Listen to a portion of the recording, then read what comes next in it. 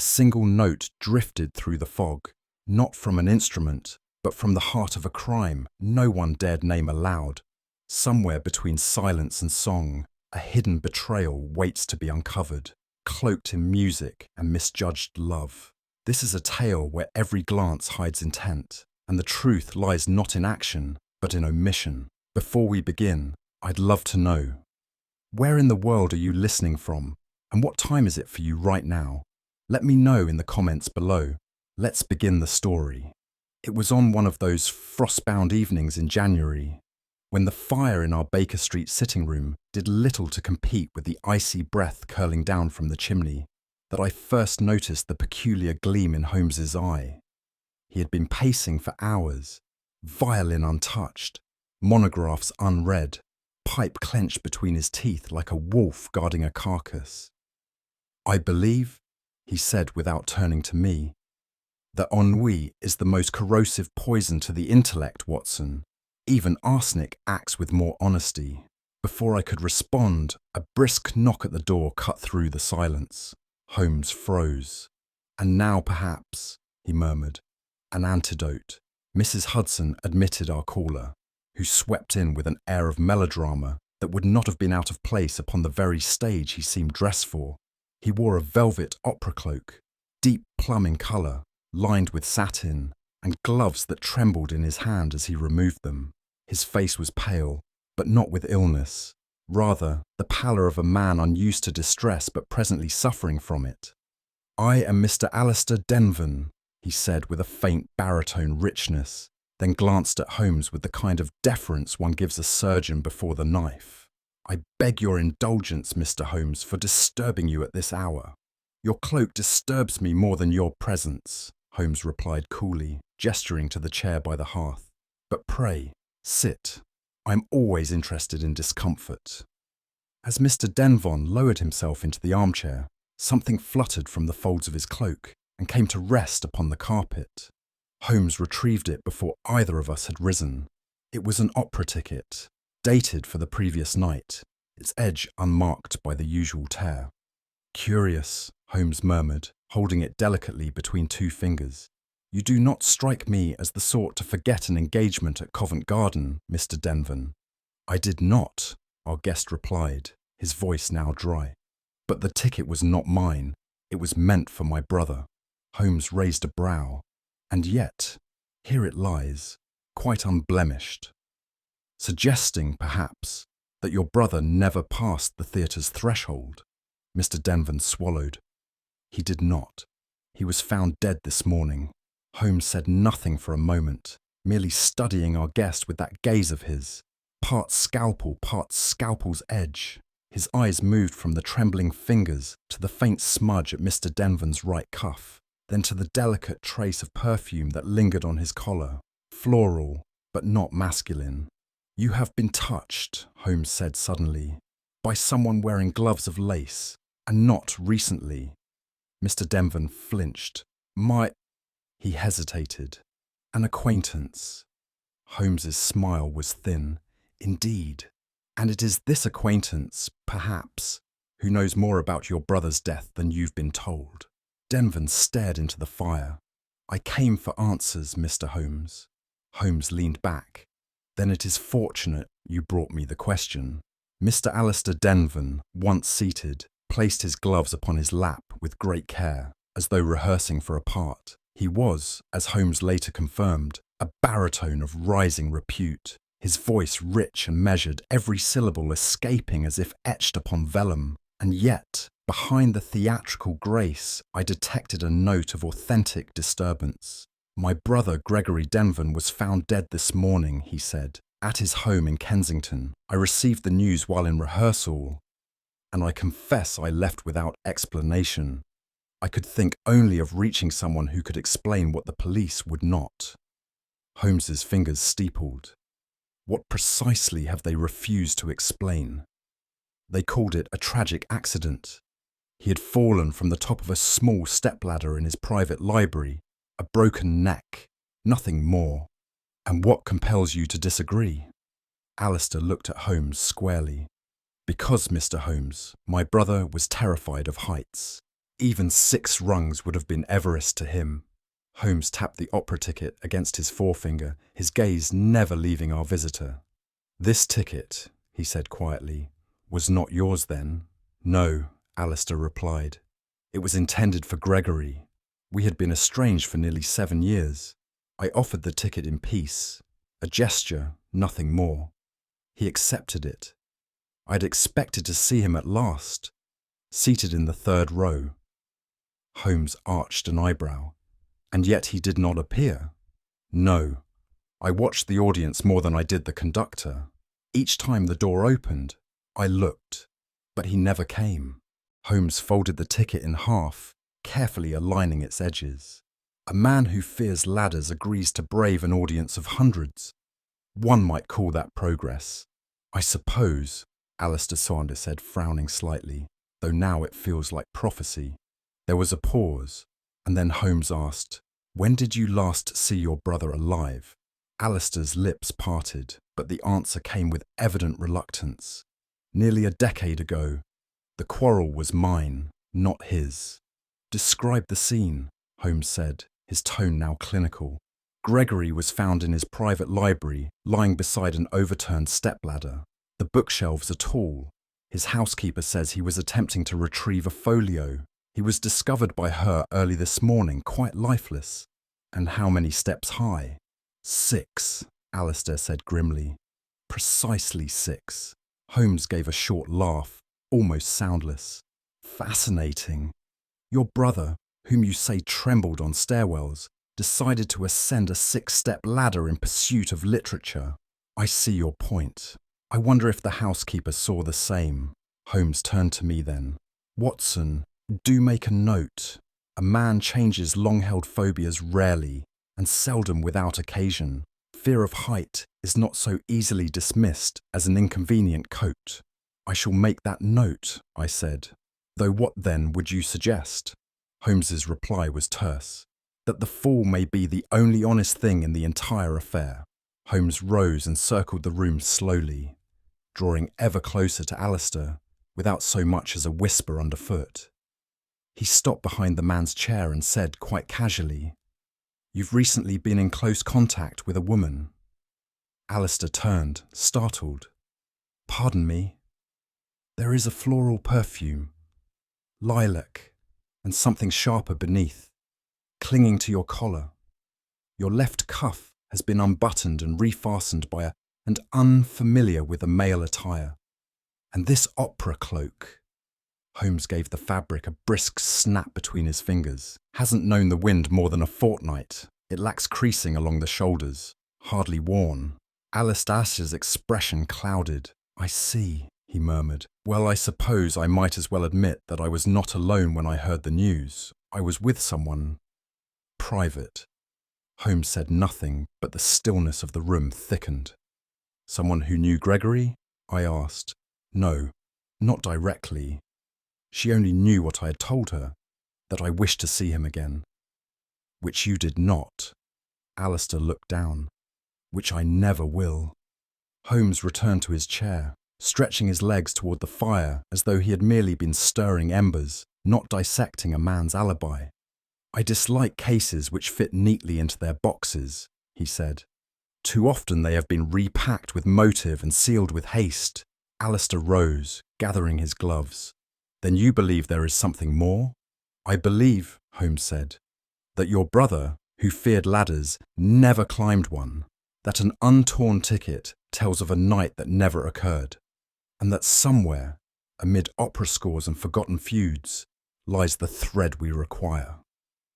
"And you will take the case?" Holmes smiled faintly. "Mr. Denvon, I have already begun." As the door closed behind our guest, Holmes turned to me. "Watson, I trust you have nothing scheduled for the morning. Only breakfast. Then cancel it. We have a dead man who never left his house, and a living one who left too much behind. We took a hansom to Kensington that same afternoon, the air thick with the promise of snow and Holmes in one of his singular moods, neither talkative nor withdrawn, but humming softly to himself a motif from Mozart's Don Giovanni. I refrained from comment. having learned long ago that such musical preambles were often preludes to remarkable deduction. The residence of the late Gregory Denvon was a curious building, all narrow windows and faded brick. Huddled between two brighter homes, like a man in mourning among dancers, it was a house with its curtains drawn, not for grief, but habit. A solemn maid admitted us and soon departed without a word. Holmes's eyes passed over the staircase, the hallway runner, the banister polish. He nodded once, as if already cataloguing omissions. Inside the study, we were met not by tragedy, but by neglect. The hearth was unlit, the air dry as paper, and dust lay like frost across every surface.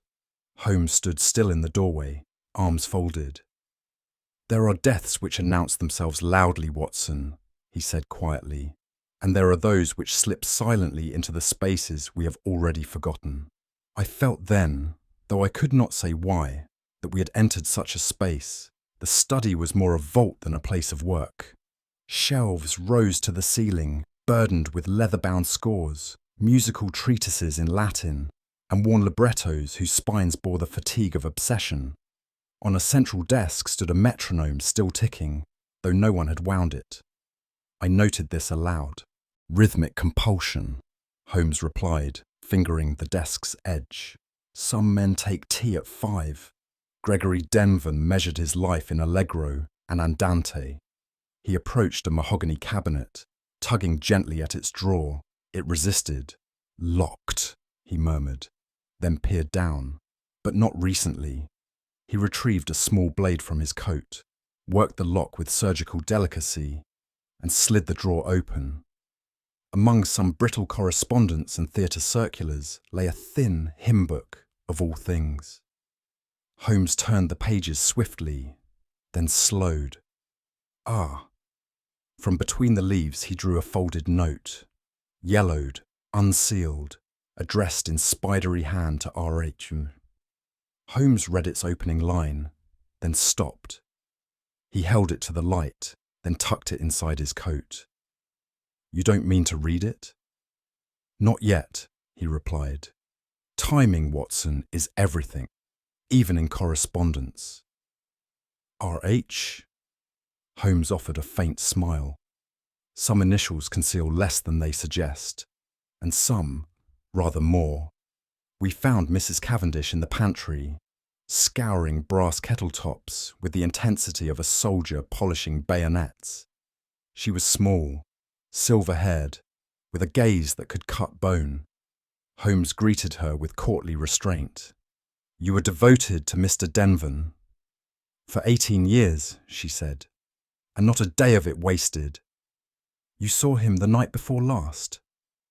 "Set his supper tray at 6, found him gone at 7 the next morning." "Did he mention an engagement, or perhaps a visitor?" She hesitated.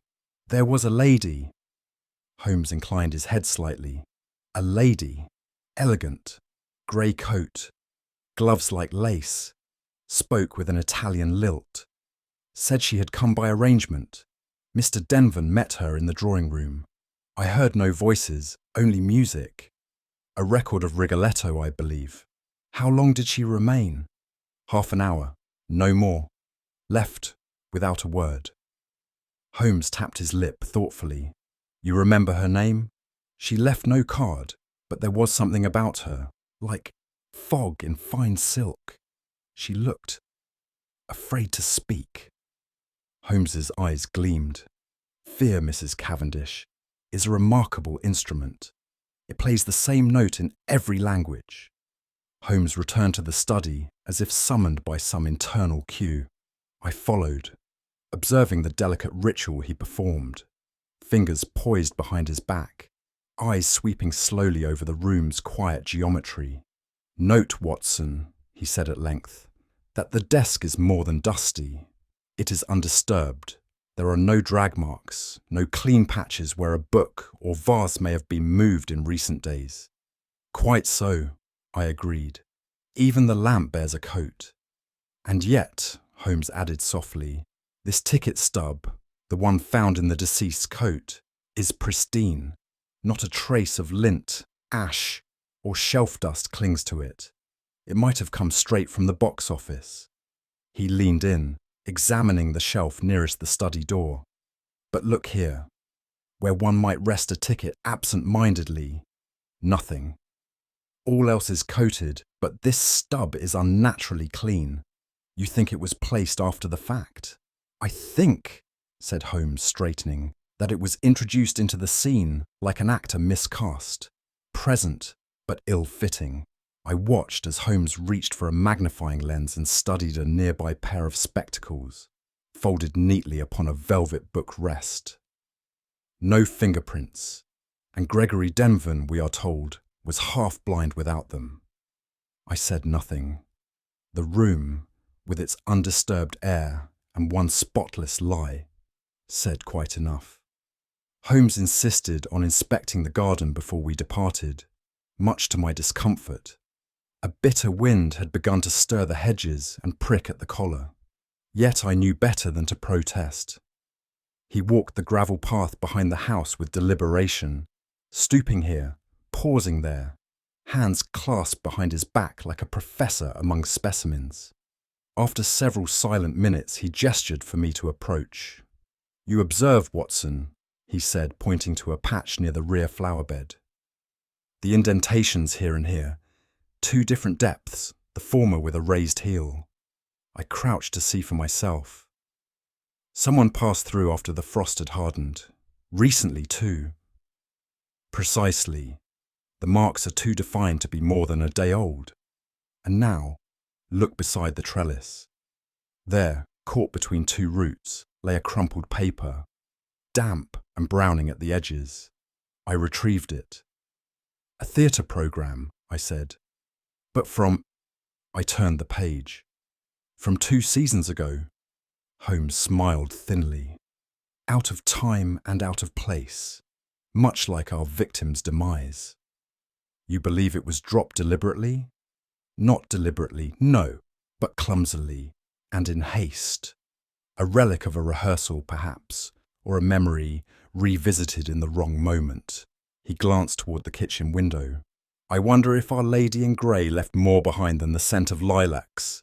Come, Watson, I wish to hear that letter sing before I name the key." Holmes had spent the better part of the morning in silence, seated with the hymn book spread across his lap and the letter to R.H. balanced in one hand like a fragile relic. When he did finally speak, it was without preface. "We must pay a call on Madame Rosalia Ecke, formerly of Naples, presently of number 8, Linworth Place, a modest boarding house run by his widow with 4 parakeets and no curiosity." "How in heaven's name?" I began.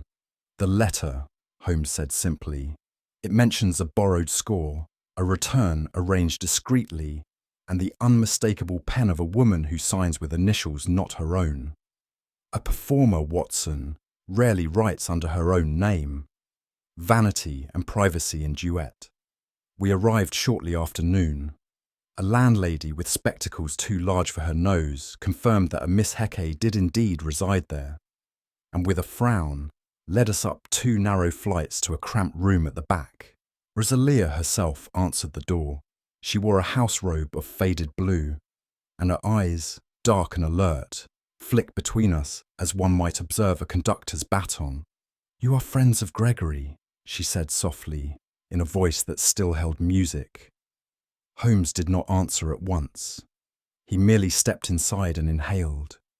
"You rehearse here?" "When the landlady is out." "Then may I suggest you lower the volume? The past carries further than most voices." Rosalia Hecke sat on the edge of her bed, hands folded in her lap like a schoolgirl caught with a secret. The room was tidy, but bore the unmistakable mark of transience, a life stored in luggage, not furniture. "I did not expect to see Mr. Holmes himself," she said with a faint smile. "You have made my landlady quite nervous." "That is not difficult," Holmes replied. "You visited Gregory Denvan the day before his death?" "I did." "To return a score?" She nodded. "Il Corsaro, a personal copy, borrowed through Alistair, when we all worked together in Naples. Gregory had annotated it quite beautifully. He wrote like a scholar. And what did he say to you that day? Nothing at first. He played something on the phonograph. Not the opera, but a waltz. Then he asked whether I still remembered the tempo. She paused.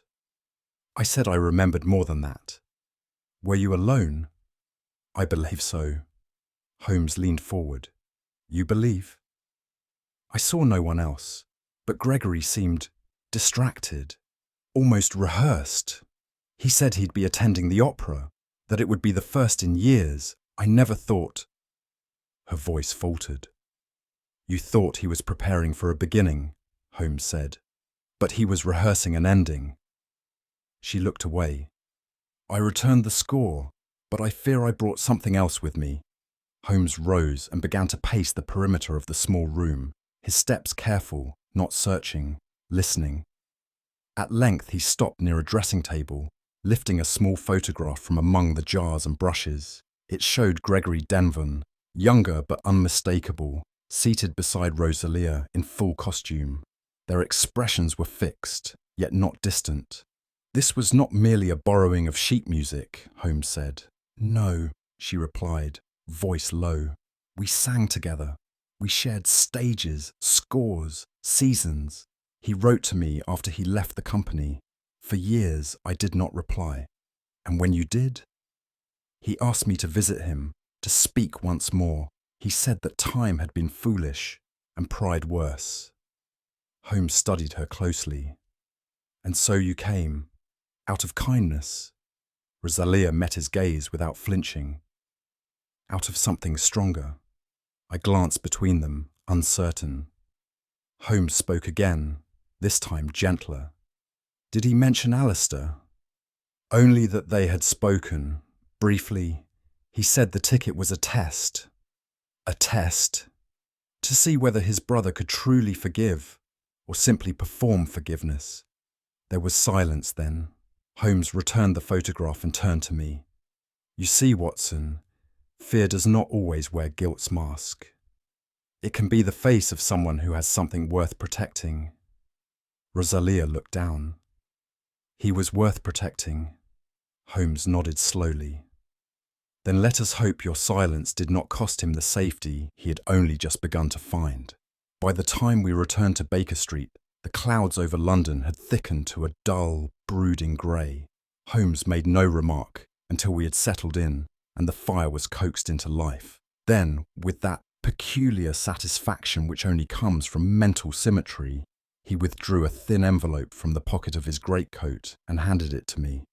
What's this? I asked. Gregory Denvan's will, or rather, his most recent one, filed quietly with Messrs. Haythorne and Delbridge not 10 days before his death.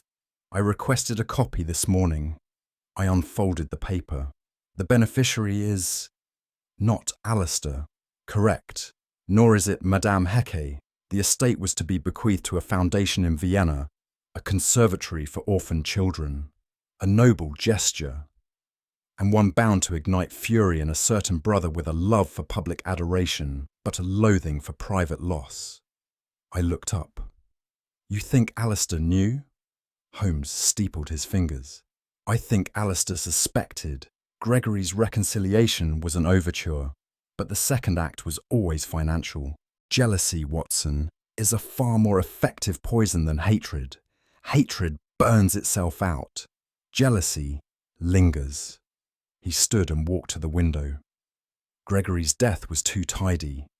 A single fall, a perfect ticket, a story rehearsed. But truth, like music, is rarely flawless. There is always a missed note, and I intend to hear it. That evening, as the street lamps outside flickered to life and the kettle on our hob began its restless murmur, Holmes stood motionless before the fireplace, a vial of white powder balanced between two fingers like a playing card. You recall, he said, the small bottle we found among Gregory Denvan's effects, labelled as his cardiac supplement. I do. The housekeeper said he never travelled without it. Indeed. And yet, he continued, Analysis reveals it to be an inert compound, chalk with traces of starch, entirely useless, certainly not his prescribed mixture of digitalis and opium. You mean to say that the contents were substituted, Watson, switched by someone who knew the consequences of withdrawal? It was not a fall that killed him. It was neglect, masquerading as misfortune. And the ticket? Holmes set the vial gently on the mantel. A flourish, an alibi in velvet. Gregory was never meant to reach the opera. But had he done so, Alistair's conscience would have required a different costume. Instead, his absence became performance. He mourns what he ensured would never appear. And Rosalia? Holmes's eyes narrowed. She was the key he did not account for, the one witness to Gregory's resolve, and therefore the most dangerous person in the theatre of lies he built. He turned toward me with a faint smile. Now, Watson, shall we compose an aria of our own? The next morning, Holmes presented me with a parcel tied in black ribbon, accompanied by a note written in an elegant looping hand. The ink was deliberately smudged, as though penned in haste. You are to deliver this, he said, to Mr. Alistair Denvan, personally. You will say it was found among his late brother's effects, in a drawer marked private. What is it? A manuscript, Holmes replied. One that does not exist. A lost arrangement for baritone and quartet. Supposedly composed in secret between the Denvan brothers. Utter fabrication, but rich with technical subtleties that only Alistair's vanity will fully appreciate. Isn't this rather theatrical? Exactly. We are dealing with a man who cannot resist applause, especially his own. This forgery will set the trap. As I left 221B Baker Street, I could not help but feel a twinge of discomfort at the ruse. Yet by the time I reached the theatre rehearsal hall, Alistair had already taken the bait. He received me with feigned surprise, his eyes lingering on the ribbon before even touching the paper. He unfolded the sheets with reverence, as though they might crumble under admiration. His hand, he said breathlessly. I'd know it anywhere. He kept it locked away, I replied, for reasons unknown. Oh, not unknown, Alistair murmured, not to me. He never could let me have the final note. Behind the stage curtain, Holmes waited, ears sharp for the first crack in a perfect performance. The next phase of Holmes's design required no less than theatrical deception, a field in which my friend was second only to those who made their livelihood from it. Thus it was that one morning I accompanied a tall, spare gentleman with an Austrian accent and a curious limp, none other than Holmes disguised as Professor Friedrich Keller, musicologist of Vienna, into the West End rehearsal space, where Mr. Alistair Denvan was preparing for a new production. I bring with me, said Holmes in heavily accented English, a manuscript most rare, recovered from the estate of Herr Gregory Denvan, his private folio, unknown to public hands. He produced the carefully aged forgery, a sheet of music notated in Gregory's distinctive hand, filled with complexities designed to flatter and bait a performer of Alistair's vanity. Alistair took it with reverence. Where did you come by this? I am but the courier, a private agent to Miss Rosalia Hecke, who wished it returned through reputable hands. At this, Alistair's brow darkened, though he masked it with a chuckle. So she kept it all these years. Ah, no, said Holmes, eyes narrowing behind false spectacles. It was found not among her things, but locked in the bottom safe drawer of your brother's desk. There was the slightest pause. Ah, yes, the bottom safe. Of course. Holmes's voice sharpened, though he maintained his foreign cadence. A drawer which the solicitor claims had not been opened in 3 years. The silence that followed was brittle. Alistair glanced down at the manuscript, then up again with narrowed eyes. I suppose Miss Heckett sent you to extract more than paper? Holmes bowed. I extract only what men give freely. As we left, Holmes whispered to me, He has played the wrong note, Watson. He knows what no man should, unless he stood in Gregory's study long after the music had ceased. 3 days later, invitations were distributed among London's cultured set for a soirée of rare distinction, a private performance of lost arias, hosted by the illustrious Lady Havisham, a formidable dowager with a love for intrigue and a fondness for Holmes's company when it amused her. Alistair Denvan, flattered and flattered again, accepted with promptness. The evening was to celebrate the rediscovery of Gregory Denvan's final composition, to be performed for the first time by Rosalia Hecket herself, a name which caused, I was told, a distinct tremor in Alistair's teacup. Holmes naturally made no public appearance in the affair's lead-up. His name was not listed among the organisers, but every detail of the evening bore his invisible hand, the guest list carefully curated, the musical programme structured to disarm, and, most crucially, the hidden presence of 2 men from Scotland Yard, seated among the music critics and dowagers in pearls. "You trust she will sing it?" I asked when all was in place. "She must," Holmes replied. "It is not simply a song, Watson. It is memory, accusation and mourning arranged in 3 movements. And Alistair, he will arrive proud, controlled, master of his audience. But when he hears that melody," Holmes's eyes sharpened, "he will forget the script and speak the truth he's tried so hard to orchestrate into silence." It was, as Holmes later observed, a concert not of sound alone, but of confession. The salon at Lady Havisham's estate was candlelit and close, perfumed by lilac and ambition. Rosalia Hecket stood at the small chamber piano, her gown a shade more sombre than the company expected, and her gaze set, not on the crowd, but inward, to a place where Gregory still lived. The first bars of the aria, simple, plaintive, yet haunting, silenced the room more thoroughly than any speech might. I saw Alistair across the salon, hands clasped before him, brows tight. When Rosalia reached the second verse, his knuckles whitened. She sang not as a performer, but as a mourner, and something in her voice unravelled the seams of the room. Holmes stood near the far wall, silent as a shadow, watching not the singer but the man who trembled under every note. By the final refrain, Alistair's posture cracked. He stepped forward uninvited, voice rising. "This is nonsense," he cried. "Gregory never finished this piece, and he never even—" He stopped. Rosalia turned, her eyes rimmed with something fiercer than tears.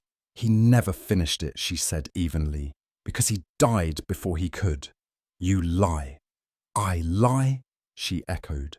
"And you, Alistair? You who entered his study after he had fallen, who folded his glasses, who placed the ticket in his coat, who dared to decide what his death should look like." A gasp rippled through the crowd. Alistair's mouth opened, but no note emerged. Then Holmes stepped forward, no longer in disguise. "You might have composed your story well, Mr. Denvan, but it was never your melody to control." Behind him, Inspector Gregson gave a short nod. Alistair did not struggle. He merely looked at Rosalia, as though she had sung him into a verdict he'd never imagined possible. As the murmurs subsided after Rosalia's performance, Holmes moved through the room like a well-dressed ghost, pausing here and there to offer a quiet word, a folded slip of paper, or a comment pitched just low enough to provoke curiosity without suspicion. What he distributed, I later learned, were fragments, lines transcribed from Gregory Denvan's unsent letter to Rosalia, recovered from the hymn book. Each phrase bore a softness rarely heard from Gregory in public life. "I have lived like a score unfinished. I miss the sound of your silence more than any ovation. If Alistair comes, I shall know whether forgiveness is music or mimicry." Placed in the hands of Lady Havisham, a former music patron of both brothers, and in the ears of Mr. Chudley, the Times cultural critic, such words quickly did their quiet work. Whispers rose like steam from a teacup, swirling behind fans and under cufflinks. Holmes, having planted the seeds, returned to his station by the fireplace, arms folded. Alistair stood alone now, smiling tightly, but with the pinched mouth of a man unaccustomed to losing his audience. He adjusted his cravat twice in as many minutes. When Chudley approached him, remarking that forgiveness as mimicry was a curious turn of phrase, Alistair's eyes narrowed. "I beg your pardon?" "Gregory's phrase," the critic replied. "Lady Havisham showed me. Quite moving." There was a pause. "I've never seen such a letter," Alistair muttered. "No," said Holmes from across the room, "because it was never sent. And yet you know precisely which letter we mean." The silence that followed was of a deeper sort, not the hush of a drawing-room pause, but the first breath before collapse. The veneer broke like porcelain. Alistair spun toward Rosalia, voice rising in a theatre that was no longer confined to the stage. "Is this your revenge?" he hissed. "You hand them his scribbles, his half-witted ramblings, and pretend it's truth." She said nothing. "You want sympathy, do you? You want to be seen as the grieving muse?" His face flushed with fury. "You weren't even there. You didn't find him lying like that." A sharp intake of breath rippled through the room. "Like what, Mr. Denvan?" Holmes's tone was measured but cold as steel. Alistair hesitated, mouth still open. His hands twitched at his sides. That is to say, you said lying like that," Holmes repeated. "But we have never stated the precise condition in which Gregory Denvan's body was found. Not publicly, not even to you." "I assumed," Holmes stepped forward. "You assumed the exact position of his spectacles, folded neatly beside the ink blotter, that the library ladder was angled toward the bark folio on the third shelf, that the ticket in his coat pocket was untorn, as though it had never been used." Alistair's jaw clenched. "Mr. Denvan," Holmes continued, "the crime was composed with admirable skill, but you made the fatal error of believing yourself its conductor." A chair scraped across the floor as someone rose to leave, and the spell broke. Lady Havisham turned away, pale and tight-lipped. Chudley scribbled furiously. Someone coughed. Alistair stared at Holmes, then at Rosalia, and for the first time seemed to shrink under the gaze of others. The baritone was gone. What remained was a man small enough to push his brother off the page of his own life and write his name where none belonged. "Inspector," Holmes said without turning. Gregson appeared as if summoned by cue. "Mr. Denvan, I believe you and I are due a conversation." Alistair said nothing as the hand closed around his wrist. His mouth opened, but this time not even music could carry the words. With Alistair in the care of Scotland Yard, the remaining guests lingered awkwardly in the wake of the scandal, but Holmes, with his usual precision, offered a final chord to complete the evening's composition. "Before we disperse," he said calmly, "permit me one clarification for those who value the legal over the lyrical." He turned to Rosalia. "Madame Hecke, or should I say, Mrs. Gregory Denvan." The room froze.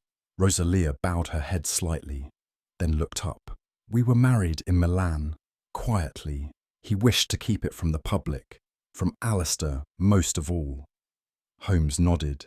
The solicitor's revised will, dated 10 days before his death, names Rosalia as both wife and sole beneficiary. It seems Gregory Denvan, unlike his brother, believed in giving credit where it was due.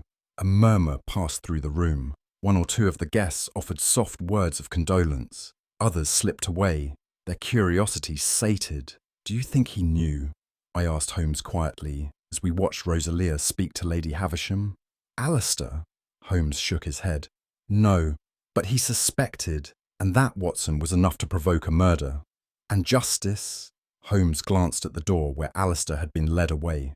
"Justice, like harmony, may not always strike in the first bar, but when it comes," he gestured subtly to Rosalia, "it carries the true theme." It was past midnight when we returned to Baker Street, the sharp London air brisk against the skin, though Holmes seemed invigorated by it. I, on the other hand, found my thoughts racing, not from the cold, but from the fragments of the evening's upheaval that still clung to my mind like smoke from a ruined theatre curtain. Once inside, Holmes struck a match, and the familiar flare of our sitting-room fire rose in the grate. He sat with his customary serenity, fingers steepled, eyes fixed somewhere in the indeterminate distance above the mantelpiece. "Well," I said after several minutes of silence, "you've baited, unmasked, and outplayed a murderer, with all the flourish of a magician pulling silks from a hat. But for heaven's sake, Holmes, do stop performing for the shadows and speak plainly." He smiled faintly. "My dear Watson, I am not performing. I am thinking. There is a notable difference, though I admit the line blurs in polite society. Then perhaps you might blur it in my favour and tell me everything." He turned his head, studied me for a moment, and then, in that particular cadence of his, began. "You recall the dust on Gregory Denvan's music stand? Of course. It had been rearranged, not wiped away, rearranged. That was the first whisper of falsehood. From that moment, Watson, the entire aria of deceit began to unravel. When you and I entered Gregory Denvan's study," Holmes continued, "you noted the strewn manuscript pages, the fallen spectacles, and the broken teacup. I noted the absence of one thing: disturbance." "Disturbance?" "Yes, specifically the pattern of dust on the shelf just behind the stand. Though the manuscript had supposedly fallen in a moment of collapse, the dust behind it remained undisturbed, as if the pages had been lifted carefully, not knocked askew." He rose and moved to the hearth, taking a pipe from its holder. "Now consider the spectacles," he said. "Perfectly folded, placed at right angles to the corner of the desk. Not in haste, not by accident. Gregory Denvan, a man in the midst of arranging for an evening out, supposedly thrilled to share music with a lost love, does not lay down his glasses so geometrically, then collapse with romantic joy." He puffed once. "It was a tableau, Watson, a contrived scene, and yet one detail escaped its creator: the fingerprint. Precisely. On the interior of the inkwell lid, a single partial print, pressure at the tip, none at the side, left by someone not accustomed to handling the object. Gregory, by all accounts, wrote with a flourish but hated touching wet ink. Yet here was a smudge from a thumb untrained placed during the scene's construction. And the opera ticket. That, Holmes said, was the cruelest trick of all. The invitation was genuine, but unused. When I checked with the box office, I found that the seat remained unclaimed. And worse, had been paid for in cash, in Gregory's name, but not from Gregory's account. Then who? Alistair, seeking a public gesture to anchor his illusion. He needed Gregory to seem alive the night before his body was found, thus the empty seat, the forged warmth. He composed the scene like a baritone writing a love letter in bass. He looked at me over the bowl of his pipe. Murder, Watson, is often less a crime of passion than a performance in the wrong key. Rosalia believed, Holmes continued, that the invitation was genuine, that Gregory meant to reconcile with her at Covent Garden, but Gregory never sent it. In fact, Gregory never knew it existed. The note she received was composed on a typewriter matching one at Alistair's residence, an older Remington with a distinct broken E. I had it matched this morning. But why? I asked. Why go to such elaborate lengths? Because, Watson, Alistair Denvan was not content with being second in brilliance. He wished to be first, in art, in public affection, and finally, in fortune. Gregory's death gave him all three, or so he thought. But Gregory's will, updated in secret, thwarted the financial motive. And the public motive, that unravelled the moment Rosalia stepped back into the light. I nodded slowly. So the night at the opera was never meant to be a reunion? No, Holmes replied. It was an alibi wrapped in sentiment. Alistair hoped that a letter, a ticket, and a mourning widow would form the perfect chord of innocence. And yet, I said, he struck a false note. Indeed. Murder, my dear Watson, is rarely in tune. It is the silent bar between notes, the breath withheld too long, that gives the game away. He leaned back in his chair, the firelight casting flickering shadows along the walls of Baker Street. Alistair tried to compose a legacy, Holmes said softly, but art without truth, like a song without breath, always collapses in the end.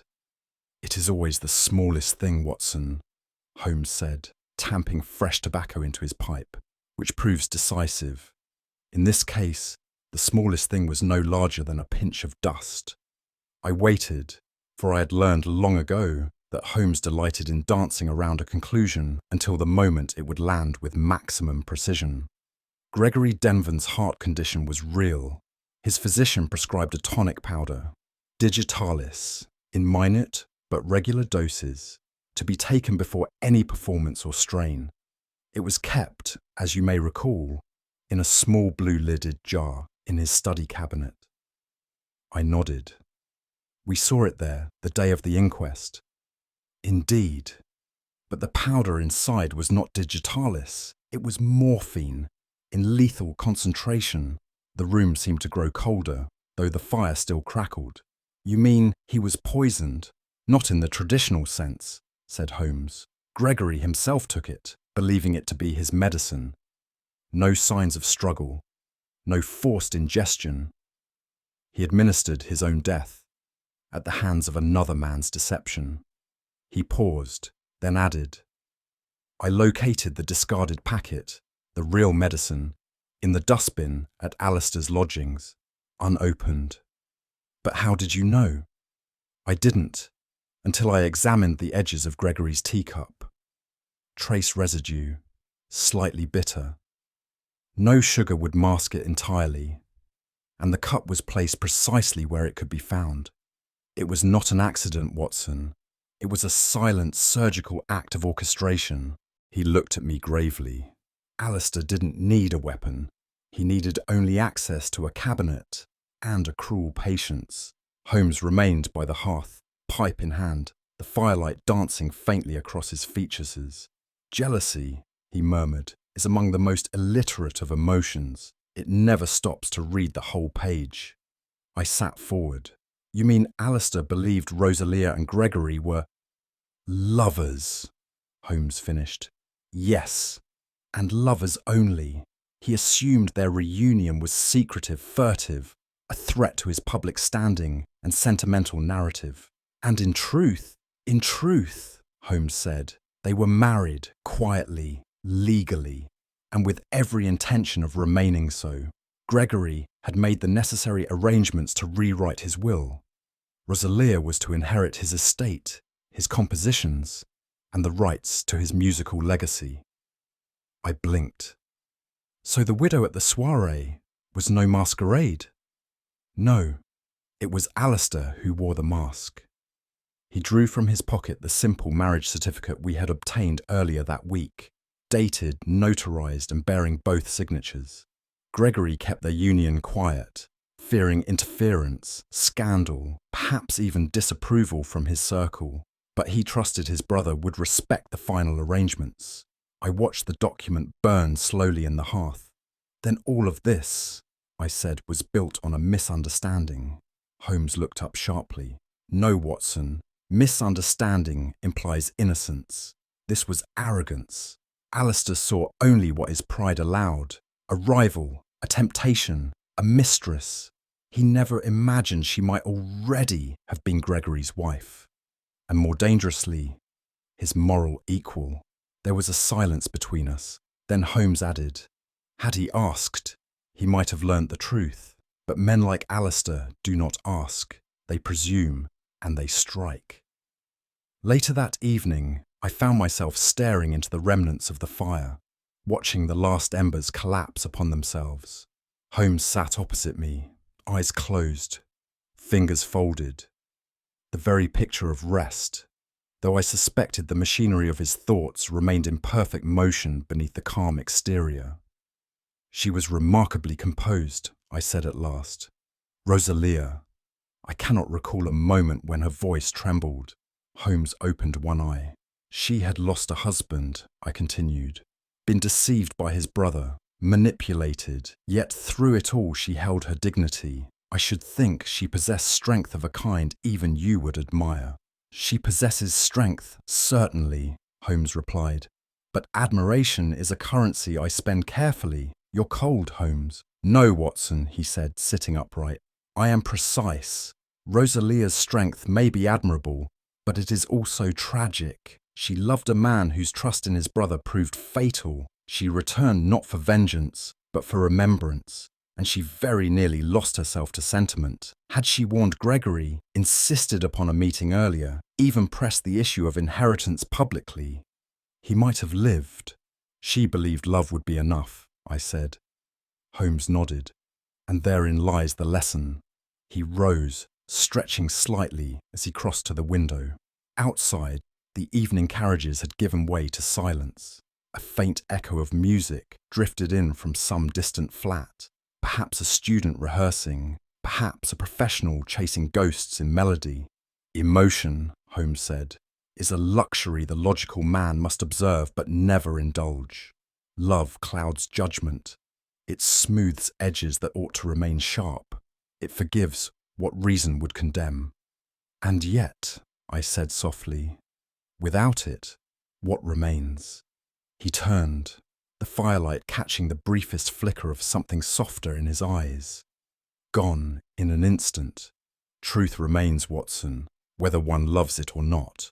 And with that, he returned to his chair, drew out his violin, and began to tune it, one string at a time, as if restoring the order of the world itself, note by note. The sitting room at Baker Street was unusually quiet that evening. Holmes, bent over his violin, appeared utterly absorbed in the delicate operation of adjusting the E-string, his brow furrowed not in frustration, but in some meditative inward focus that seemed to draw every atom of the man into silence. I had seen him thus before. After particularly thorny matters had run their course, and the machinery of his mind, once set loose in full pursuit, now required the gentle tethering of rhythm and sound. He spoke not a word as he adjusted the fine tuners, plucked once, frowned, and tightened again, his cigarette smouldering, forgotten, in the ashtray beside him. To an untrained observer, he may have seemed merely preoccupied with pitch, but I had come to understand that in Holmes's silence there was often a storm still echoing. The violin was not merely an instrument, it was his bridge from deduction back to equilibrium. I did not interrupt. Some truths in Holmes, like certain chords in music, were only felt, never spoken, and in that stillness I realized that though the case had closed, its echoes still lingered in the space between us. Somewhere below, drifting faintly upward through the thin June air, came the strains of a soprano voice rising into a mournful aria.